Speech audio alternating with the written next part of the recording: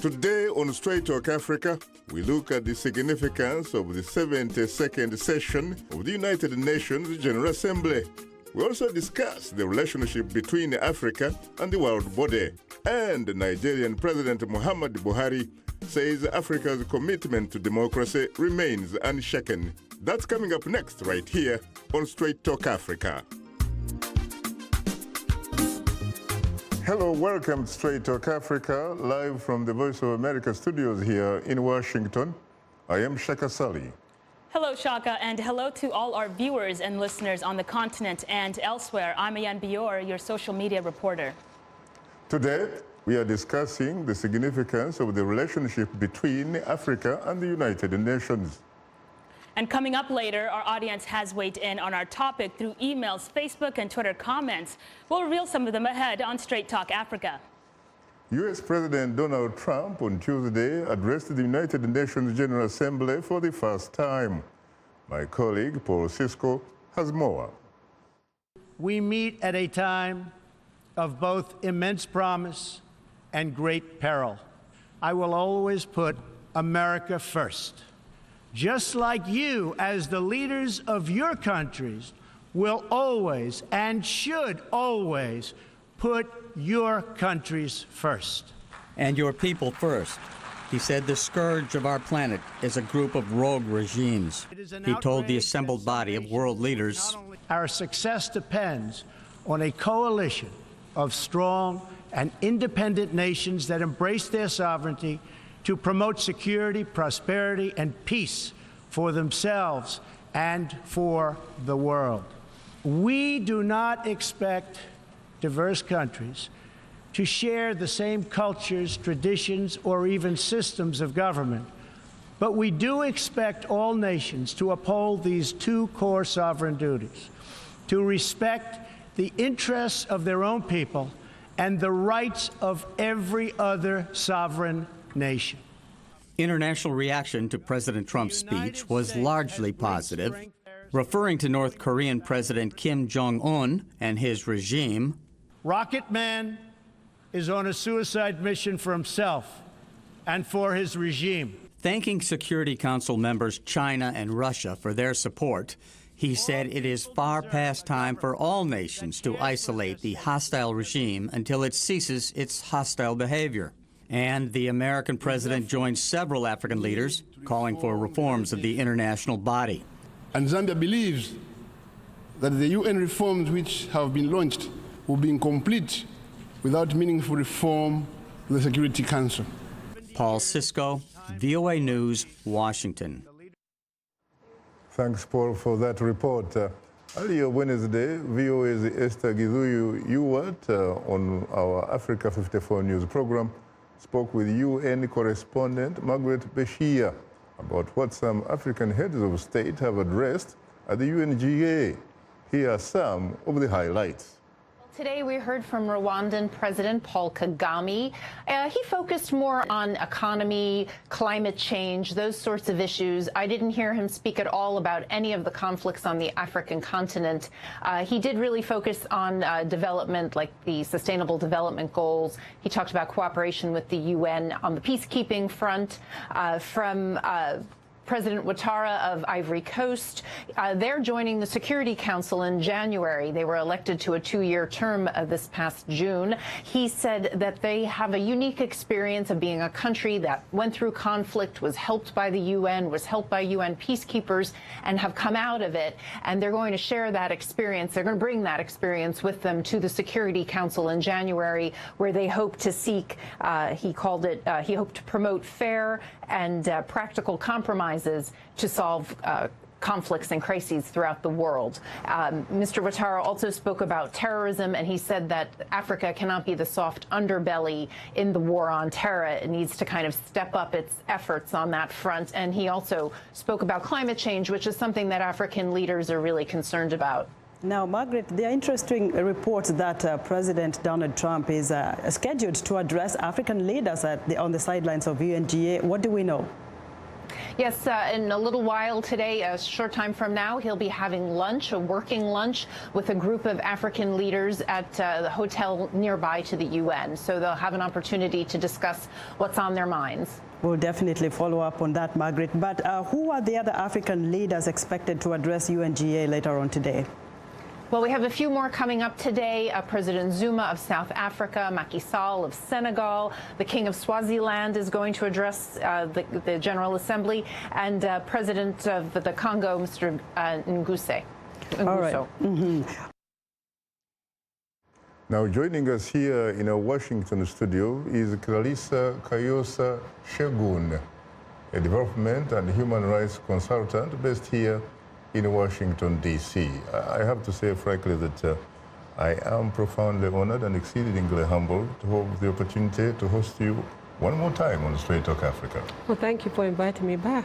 I am honored to be back as well. You're most welcome. And Eric Kashambuzi, a former United Nations executive, is the author of 10 books, including The Paradox of Hunger and Abundance and Critical Issues in African Development. He joins us from New York. Well, again, I have to say frankly that I'm profoundly honored and exceedingly gratified to have the opportunity to host you on Straight Talk Africa. Thank you for having me. You're most welcome, sir. Let me come, immediately. What is your immediate reaction to U.S. President Donald Trump's first address to the world body? Well, your initial reaction is, is one of, I don't know how to put it, but the fact that he called the North Korean President Rocket Man, that wasn't really a good thing to do in a General Assembly like that. Mm-hmm. But generally, I felt like it was a wake-up call for African nations. His message was really America first, and everything America. And it's a wake-up call for African nations to know that they need to do what they have to do for their nations. African leaders should take care of their people and not look outside for help. I think when people look to other, like Western countries for help, and you're getting this kind of message, you really need to pull your socks up and decide, we need to do what is right for our own people so that we can be self-sufficient and be able to get the respect that Africa needs in the global economy. Were you surprised that the U.S. president was that very, very candid? No, I wasn't. Really? Yeah, I mean, that's what we expect of him. That's his usual speech. I see. So as much as it hurts, it's the truth. I see. Yes. Eric, what about you? What was your immediate reaction to U.S. President Trump's first address to the world body? Well, I listened to what he said. I think he covered a wide range of things. He talked about the issue of sovereignty, that the sovereignty of nations must be respected. He also talked about democracy and human rights. And I think that's what we need right now in Africa. We talk about democracy, but democracy doesn't appear to be in existence. We talk about human rights. We talk about the rule of law. We have had elections. All these things haven't proven to be useful for the people in the continent of Africa. When you talked about America first, some people have raised issues, but I think first and foremost, one has to take care of his or her family before you can help somebody else. Even when you are in the plane, they say if there is a shortage of oxygen, you put a mask on your face first before you can help somebody else. So I think from that point of view, I think that this speech is going to go down in history as a speech delivered by somebody who I think means well and wants to do good for humankind around the world. On the issue of security and North Korea, it's a matter of interpretation. As I've seen some people who use words that they don't mean them, or they want to use that as a negotiating strategy. So I think overall, I like people who speak their minds so that you know where they stand.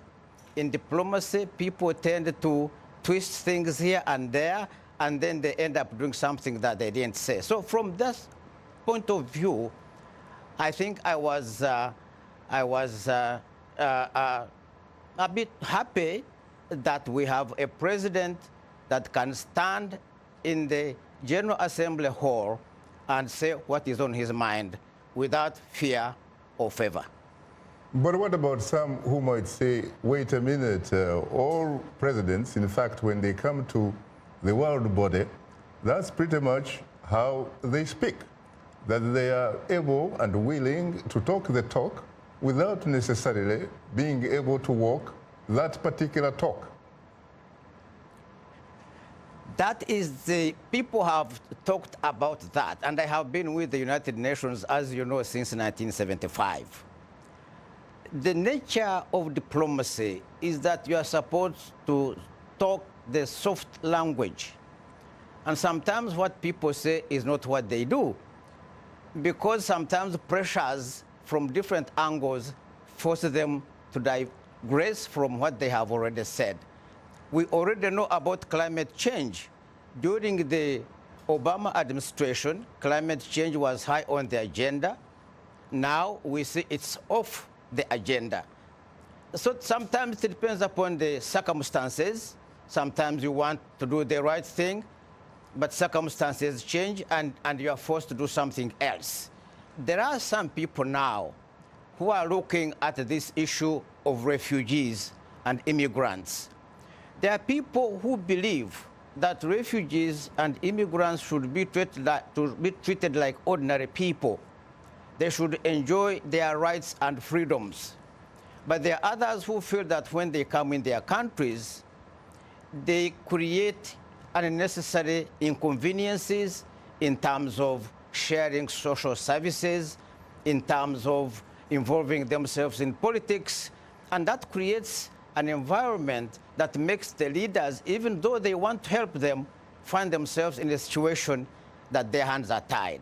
And that's why, to avoid running into some difficulties, they tend to use the language that is sometimes subject to different interpretations. I see. I have been involved, yes. I see.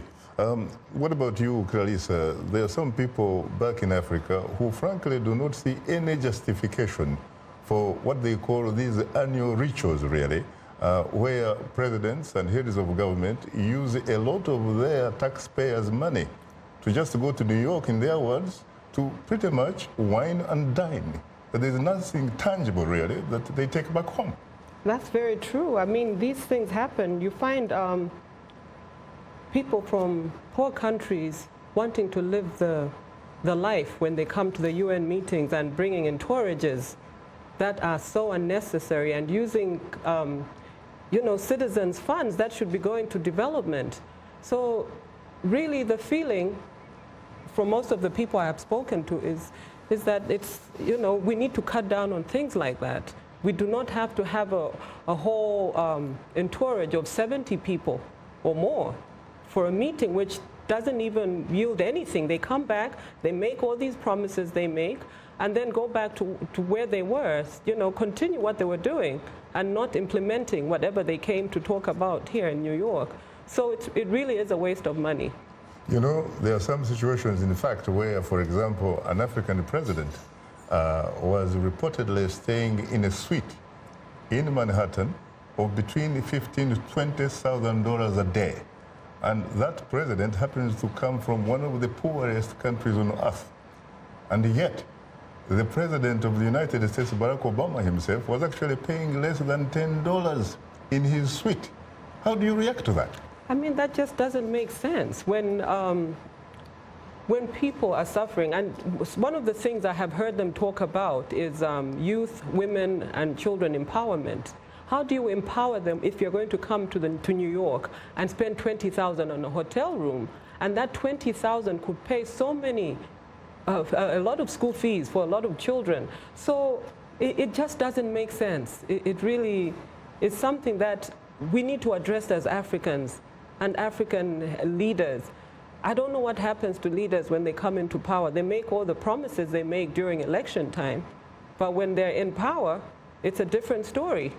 It's very interesting that when that president was actually criticized by a New York Times reporter, he actually shot back and said he doesn't like this idea of journalists asking him about where he stays and how much he pays, because after all, he spent many years sleeping in tents and trenches. How do you react to that? Well, you see, this is a foundational thing that needs to be worked out. Just because you spent years suffering doesn't mean you make it up later on in life with government resources. It just doesn't make sense. It's not right. Very interesting. Yes. Before we pause for a short break, we want to remind you that Straight Talk Africa is now streaming live on Facebook. To watch our show, just enter the keyword Straight Talk Africa, and don't forget to share it with your friends. We are on Twitter and we are tweeting live. Follow us at VOA Shaka. That's VOA Shaka, and join in on today's discussion with your questions and comments. Don't forget to use the hashtag UNAfrica, and we'll air some of your comments later in the show. We'll be right back with you, so please don't go away. We are able to touch on things that are important to people on an everyday basis. We hope that our viewers are getting inspired when they watch our show. They're getting a view of the world from a different perspective, things that perhaps are not in their immediate vicinity. Today, I could put in on the show something that is a little different, a little unique, and this gives me that inspiration to come to work. The theme for this session, focusing on people, striving for peace and a decent life for all on a sustainable planet, provides us an opportunity to evaluate the existing multilateral approaches to address the challenges affecting our peoples. These, Mr. President, include threats to socio-economic development and international peace and security. The last year, the international community came together to focus on the need for gender equality, youth empowerment, social inclusion, and the promotion of education, creativity, and innovation. The frontiers of good governance, democracy, including hold free and fair elections, and the enthronement of the rule of law are expanding everywhere, especially in Africa. Our faith in democracy remains firm and unshaken. Our regional organization, ECOWAS, came together to uphold democratic principles in the Gambia as we had done previously in Côte d'Ivoire. Very interesting, of course. That was Nigerian President Muhammadu Buhari, and of course earlier it was Zambian President Edgar Lungu. What about you, Eric? You listened. Your reaction? Well, my reaction is that when leaders come to the United Nations, they do not come to tell the world what is exactly going on in their countries. And what I have seen is that leaders in Africa, maybe because of the way they are selected, they tend to be accountable to the outside world. And this is something that we need to address. The question that arises is, to what extent are these people patriotic? Some people believe that they fought, and once they have gotten into power, then they have a right to compensate themselves to the maximum extent possible. And issues like democracy are not really coming from the people themselves. They are imposed on the people of Africa because it is a requirement that you must have an elected government. And sometimes we have ended up legitimizing illegitimate regimes. Regimes that come to power through the use of force are illegitimate in my view. And therefore, they should not be given an opportunity to take off their military fatigues, put on the civilian uniforms or suits, and then pretend that they are ruling according to the wishes of the people. That isn't happening. And the people of Africa are aware of that. What I think is making me a little bit happy is that the people of Africa are beginning to talk about change, transformation of the mind.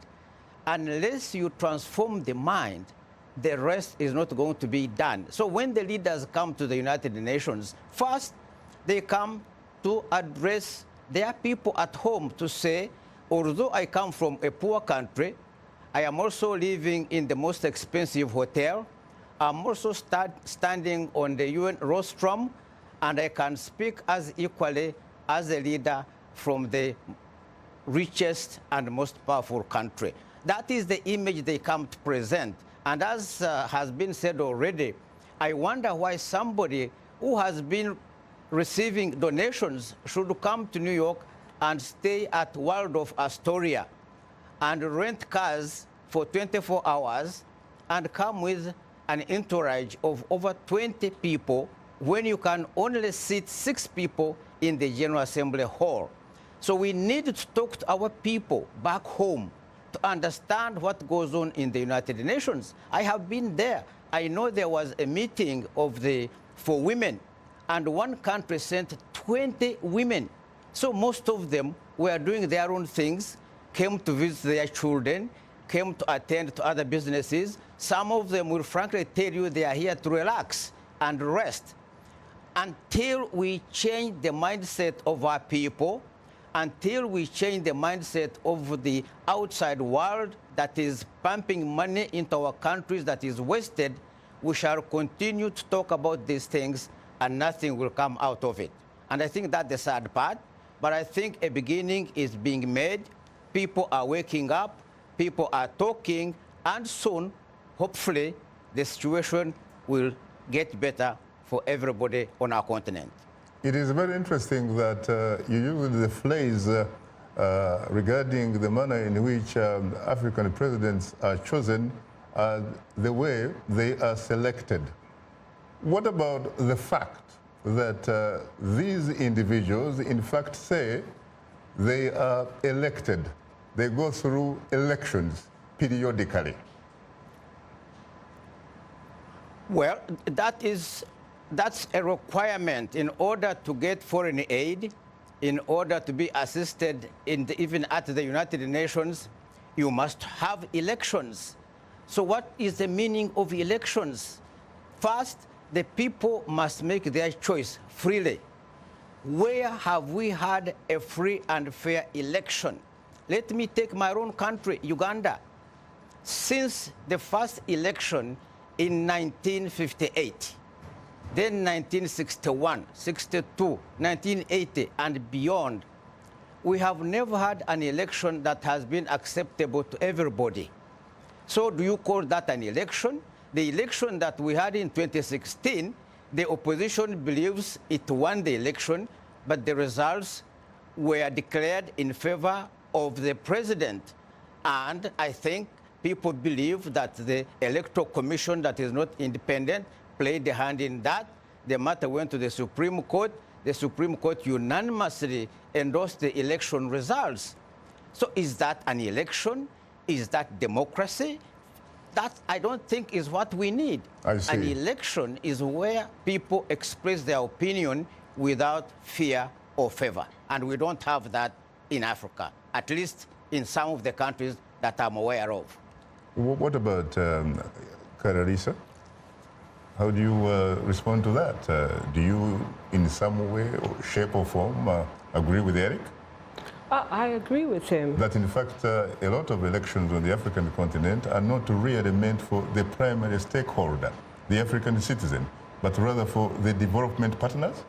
Exactly, I agree with that because as you may have seen, the past couple of elections that have taken place, which were flawed, and thank God for Kenya that, you know, the judiciary said we have to do a recount. But yes, they are done for development partners. It's not for the individual, you know, the common citizen. Because even after elections, those poor people become even poorer. There's no change that they see.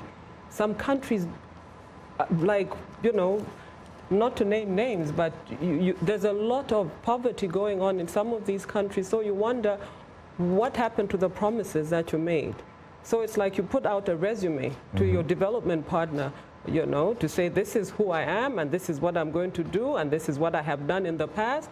And your development partner says, okay, we can go ahead and pick your resume, or whether it's a resume or a project plan, we'll take yours and you take it, and after that you're taking care of yourself and not the citizen. So it is for the development partner, not for the individual citizen. What about an individual like Nigerian President Major General Muhammadu Buhari, retired but certainly not tired?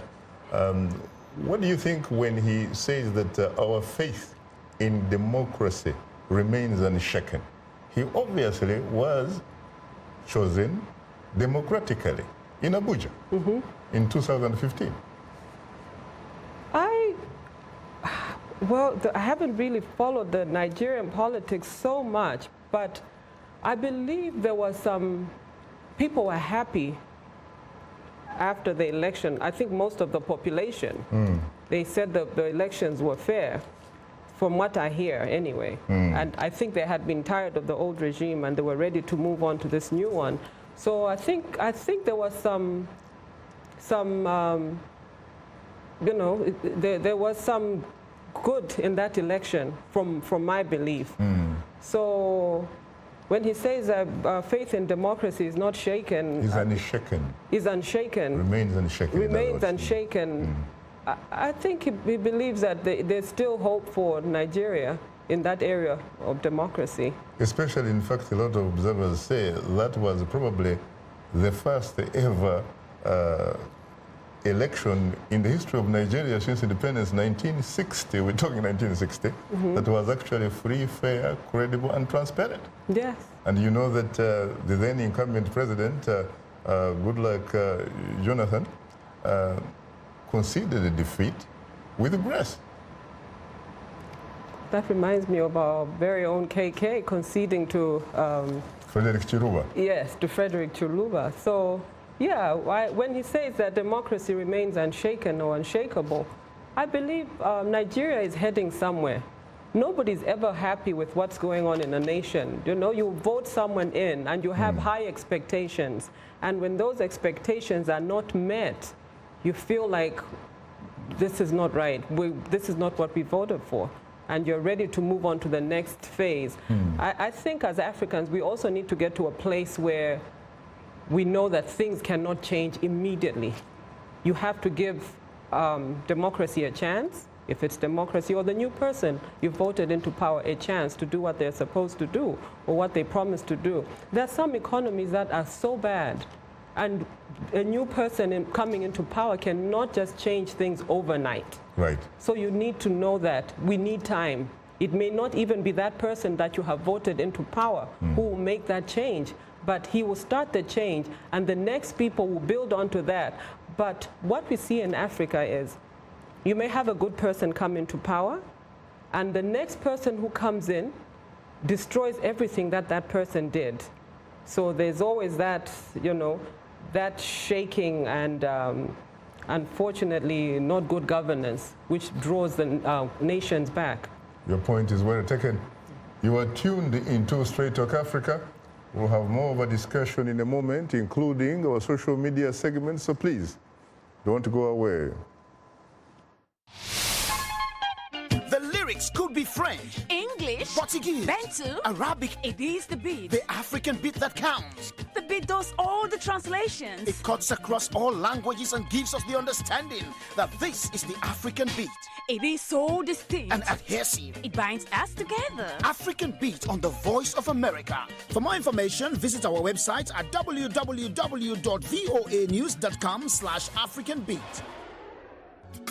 If you like today's show, please write and tell us what you think or give us some suggestions. Be sure to tell us what station you're tuned into. Our address, Straight Talk Africa, Voice of America, 330 Independence Avenue Southwest, Washington, D.C. 20237 USA. Or send us an email at africatv@voanews.com. Log on to our website at voaafrica.com. Or post your comments on Facebook. Keywords Straight Talk Africa. Welcome back to Straight Talk Africa, live from Washington. It's time to bring in my social media reporter, Ayen Bior. Take it away, Ayen. Thanks, Shaka. Each year, the UNGA brings together leaders from 193 countries to address issues that can bring positive change in the lives of millions of people around the world and to uphold the Sustainable Development Goals of the 2030 Agenda. We're exploring the African issues that are being addressed in this international gathering, which leads us to our question of the week, which asks, what are the most pressing African issues that the UNGA needs to address?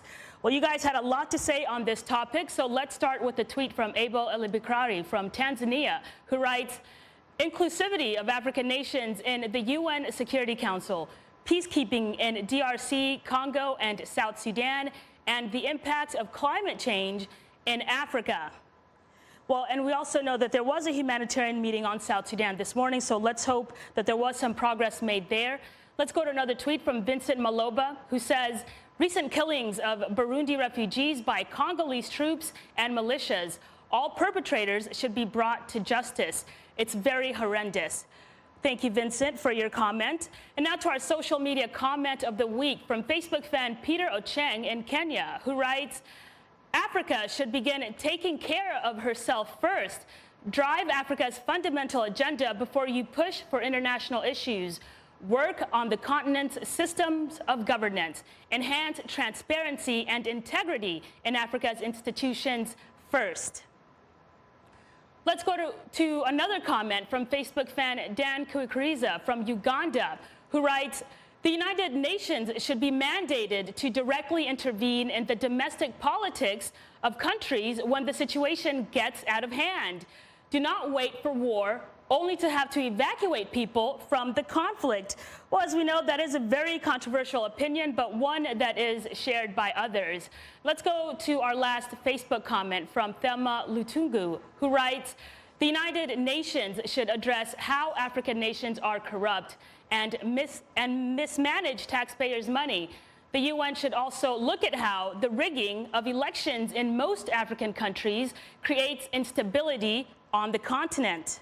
Well, thank you, everyone, for sharing your thoughts with us. A reminder that we appreciate all of the audience feedback. And if you're a new fan, drop us a line at africatv@voanews.com, or to comment on our Facebook page, just enter the keywords Straight Talk Africa. Be sure to visit us online at voaafrica.com. To join our YouTube channel, sign up to VOA TV to Africa. Follow us on Twitter at VOA Shaka. Straight Talk Africa streams live every Wednesday on Facebook, or simply go to VOA Straight Talk Africa TV program page on our website. To watch us live on your mobile device, just download the VOA mobile app. Now let's take a look at what's on tap for next week's program.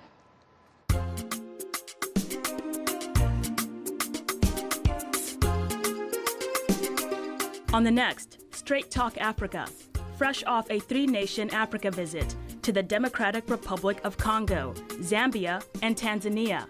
Shaka Ssali talks about the fascinating people he met and the challenges he encountered, reporting on democracy in Africa. On the road with Shaka, on the next Straight Talk Africa.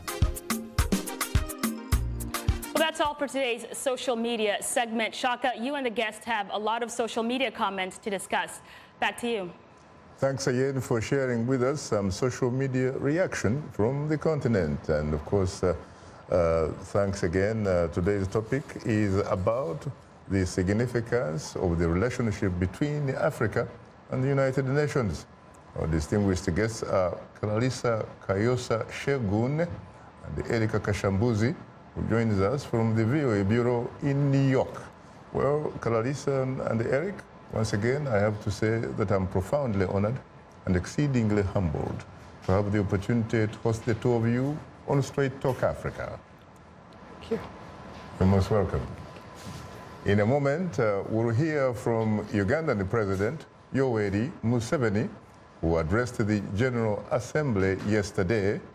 But first, let's hear from the outgoing Liberian President, Ellen Johnson Sirleaf, who addressed the UNGA just 3 weeks ahead of historic elections in the West African nation.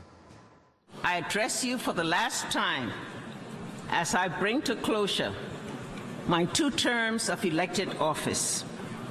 Liberia is just 22 days away from historic legislative and presidential elections. It will mark the first time in 73 years that political power will be handed over peacefully and democratically from one elected leader to another. The theme for this session, focusing on people, striving for peace and a decent life. Who would lose if all the people each day were getting enough calories to support their bodies? Who would lose if all young people, children, accessed education to achieve?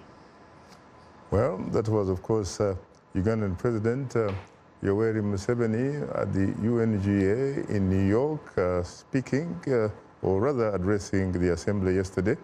And of course, earlier we heard from Liberian President Ellen Johnson Sirleaf. Would you like to react to that, Eric? I think these are very interesting messages here, except that sometimes maybe are they perhaps being addressed by what some would call wrong messengers or what? I think the president of Liberia made an impressive statement. I watched it from the beginning to the end. She said she was the first woman to be elected in Africa, which is true. But before then, there was a president in Liberia who wasn't elected and was a woman. Head of state. She also, head of state. Yes, Ruth. And she also, yes. Yeah. And so that was a first statement that a point that she made that was interesting. And she also talked about that the time had come for women to take charge. That was also very important.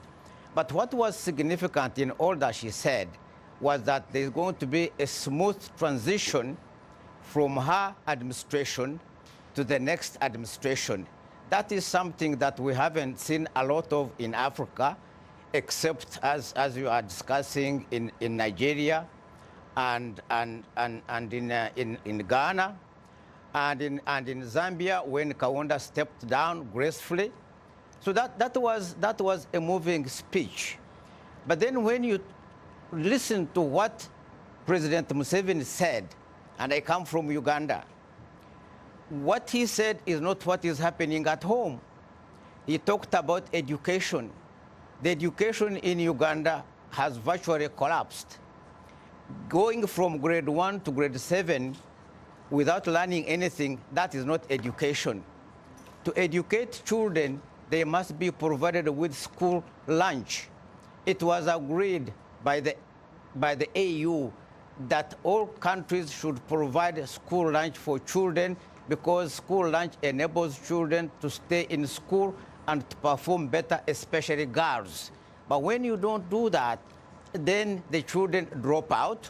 And when they drop out, they get married. And before you realize, they have children. So whatever he said, there's nothing he said that I agreed with. He just came tell the people here of what should be done, but not what he is doing in Uganda. Eric, and when you compare... Eric, when you talk about education, I guess that you really have to give credit to the Ugandan president that he actually introduced universal primary education and universal secondary education. What about that? Okay, first, introducing universal primary education is okay in principle.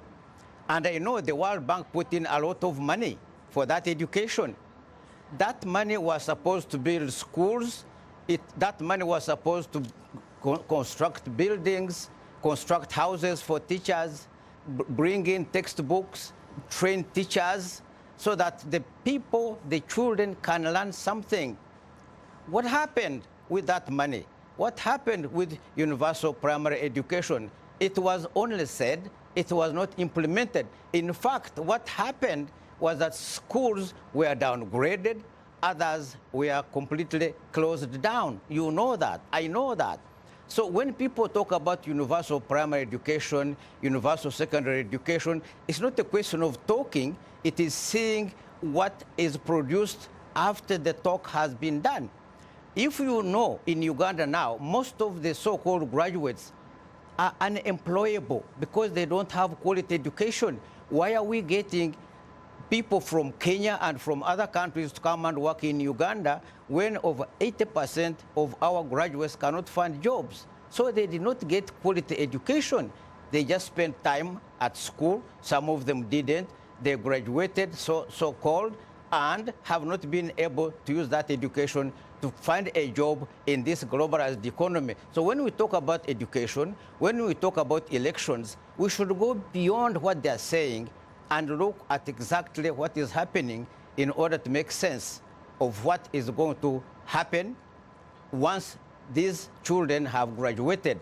What is going to happen when an election has taken place? I think what's happening in Africa, particularly in my country, Uganda, is not what we would wish for. And that's why I was listening previously, somebody said that we should have the UN intervening in internal affairs of states whose governments are unwilling or unable to maintain law and order. And as you know, the United Nations adopted a resolution on responsibility to protect, that if human rights are abused, the United Nations has the right to intervene and correct the situation. And when you have a government or a leader that wants to change the constitution in order to stay in power indefinitely, I think the international body has an obligation and a duty to step in and make sure things of that nature do not happen. But people will tell you, standards of democracy, standards of governance in Africa and other developing countries are not the same as those in the developed countries. I think this is a double standard, and the UN should address this problem before it gets out of hand. Thank you very much. What about you, Clarissa? You obviously, you watched and heard two African heads of state. One, the first female president of Liberia, in fact, in Africa. She has served 2 terms, each 6 terms, 12 years. She's basically hoping and willing to preside over a peaceful transition. The other is Ugandan President Yoweri Museveni, who has been in power since 1986. As we talk, there is a move in the Ugandan capital, Kampala, where members of parliament are introducing a bill so that they could remove the age cap of 75 so that President Yoweri Museveni in 2021 can be eligible to run again. Is this because perhaps President Museveni, in your view, happens to be God's gift to Uganda? What is it? I'll answer the Museveni question. I'm not sure. He probably thinks he is God's gift to Uganda. But this is a perfect example of what Eric had said earlier about African leaders being more accountable to the outside world than to their own people. And you had also said earlier that the right message and the wrong carrier. So this is really a typical example of what of both examples that you gave. Unfortunately, African leaders never know when it's time to give up, when it's time to hang their coats and say, I'm done. Are they leaders? Well, if in fact they don't know, are they in fact leaders? Because if you're a leader, the assumption is that you're leading people. Exactly. A leader will build other people, will grow other leaders. So when you feel like you're the only one who can do what you're doing in a nation, then you haven't managed well. A manager manages people by training others to take over. So if you have been in power for over 30 years and you feel like you're the only one who can do the job, then you haven't done a good job. You're supposed to be able to gladly hand over, like Ms. Sirleaf. She's handing over. She's done her 2 terms. She's handing over. And I'm hoping that she has also raised other people who can take over the work that she has been doing. But as for Museveni, 30 years is way too much. It's time to hand over to younger blood, people who can take over now, carry the mantle, take the country to higher levels. So if you're going to come to the UN and tell the UN what you're doing, and what's going on, and your business plans, and how you have told the farmers to make their prices lower than everybody else, and the education situation there, when you know that that's not what's going on in a country, what justice are you doing for your own people? So that's why I go back to the statement that President Trump made about America first. When are we going to take ourselves as important enough to take care of ourselves? You know, we need to get to a point where we're taking care of us.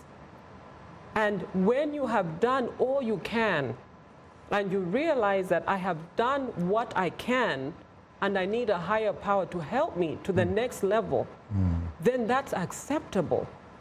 But not sitting down, taking handouts, and then, you know, continue taking handouts and not wanting to give up, not wanting to give up power or letting someone else take over. But if you ask President Museveni why he is doing that, he will probably tell you that he is succumbing to pressure, the pressure of his supporters, people who believe in him. I don't believe that. I think they make those things up. And you see, they get to a point where they have a certain group of people that they give, you know, they feed.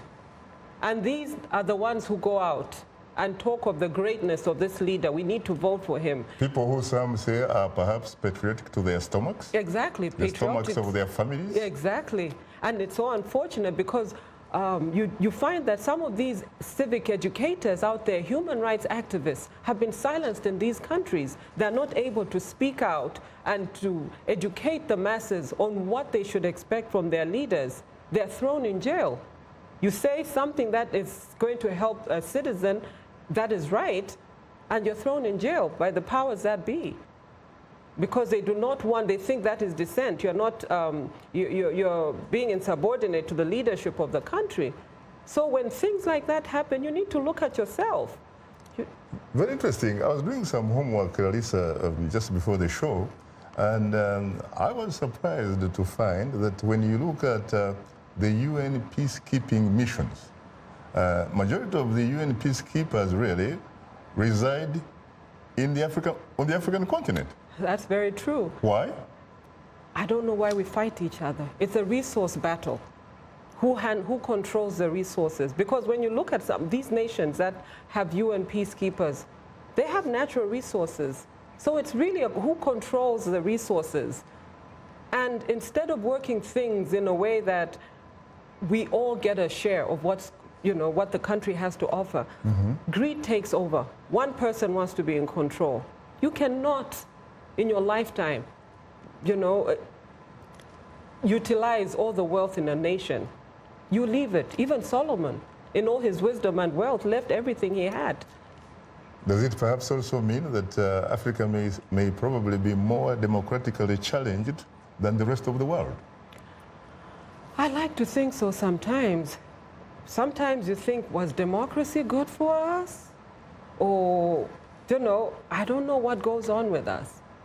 It's like there's no loyalty amongst the African nations, loyalty to the people that voted you into power. if they voted you into power at all. If they voted you into power at all. Because in a lot of elections, frankly, there is abundant evidence that suggests that a lot of results of some of these elections do not reflect the will of the people. Rather, they reflect the will of either the individual who announces the results or those people who actually count the votes. Exactly. I mean, like, you know what happened in Zambia not too long ago. What happened? We never got to hear the results. I mean, we never got the petition heard. The petition, of course, was essentially thrown out. Thrown out. Never on to a be technicality. Heard. Yes, never Why? to be heard. The powers be felt that it wasn't, you know, in their interest to have those elections results recounted.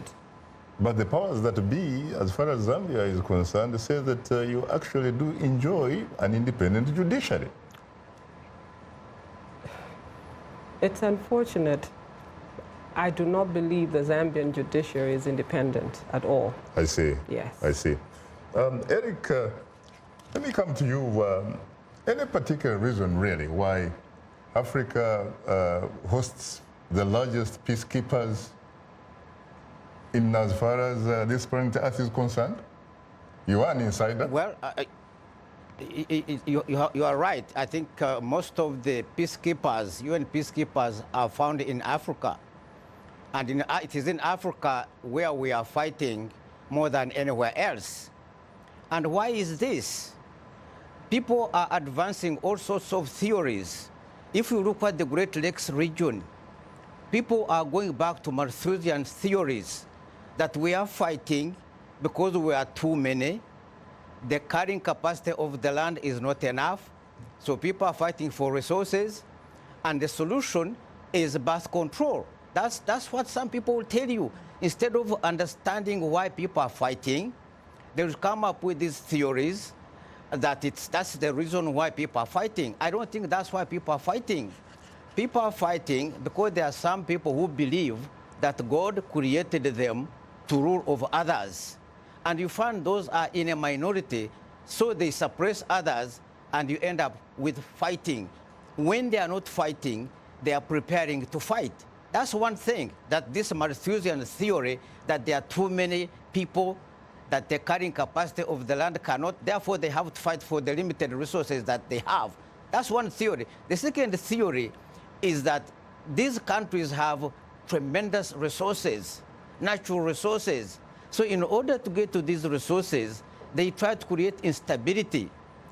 And the force is coming from outside, that you instigate some leaders in the neighboring country. They work with some selected groups in the countries they want to attack, and the fighting starts. That's how it is. When I was on a mission to DRC, I talked with many, many people, and we are trying to get to the root cause of the problem. I think finally they made it clear that if we didn't have external factors interfering in the domestic affairs of African countries, this fighting would be limited. But you have got people who are pushing either for their own national interests during the Cold War that ended. Now we have a new Cold War. Of course, Africa is now under attack from many sources, and they are dividing us, and we are fighting so that these people can come and get what they want. Unless we understand the root cause of the problem, we are not going to solve it. I come from the Great Lakes region myself. I know the problems. The problems largely is external. That's why you see people like Museveni. He came here, nobody condemned him. They know what's going on in Uganda. He's going to change the constitution. Why did they even allow him to come to the UN when they know what's going on in Uganda? In Uganda, we are not even making progress in all areas of human endeavor. I'm an economist, I'm a demographer, plus other things. You find that we are not making progress. And at the time of independence, Uganda was ahead of Kenya and Tanzania in many social areas. Now, Uganda is trailing Kenya and Tanzania, even in per capita income. That is an issue of governance, nothing else. Uganda has some of the best trained people and experienced people. but either they are outside or they are at home and they are marginalized. So as long as we have leadership of this quality, leadership that is picked by outsiders and imposed on us, and then they allow themselves to be used for the interests of others, Africa will continue to fight. Thank you. I hope that what is happening in West Africa might help us to improve things in the Great Lakes region and the Horn of Africa. Thank you very much. Clarissa, Eric, among other things, talks about the interference of external factors. But frankly, you can't simply talk about external factors because these external factors have to interact with someone. There has to be a dynamic. There have to be elements on the ground who interact with external factors. Well, definitely. I mean, our leaders really, like Eric said, sometimes they're imposed on us. You know, you find a leader who has got all this international backing, comes in and does what makes the funder happy. Why can't people reject them? This is what people try to do, and when you have an oppressive government, people are thrown in jail for rejecting people that have been imposed, or rules that have been imposed on them. The people of Burkina Faso rejected Blaise Compaoré, for example. I wish that could spread on across Africa. Maybe we'll be a happier people. Honestly, I look forward to the day when people will be able to stand up and say, we reject this, you said you will do this, you haven't done this, it's time for you to pack up, we need new leadership, we need this done. I think we need to make them accountable to the things that they say. I don't know how and when that will happen, but if only that could just spread across Africa, and we have people across the continent standing up for their rights. What do you think it will take in order for Africans to assert their constitutional rights, their birthrights, really, for that matter? I think what it would take is hopefully not another genocide, no, but freedom of speech. When you have a leader who allows people to express themselves, then you give room to civic educators, human rights workers, to go around, even to the villages, to let people know who they should vote in, what they should expect, what their needs are. People are not voting according to what they need to progress as citizens of the world. They vote according to what they are told to do in most of the countries. So people don't really know their rights. So they actually behave as if they are subjects, really. Exactly. Who do not have rights, but privileges granted to them by some of these individual authorities. Yes. Including dictators. Exactly. Presidential monarchs. Yes. Emperors. Yes. Kings. Yes. Queens.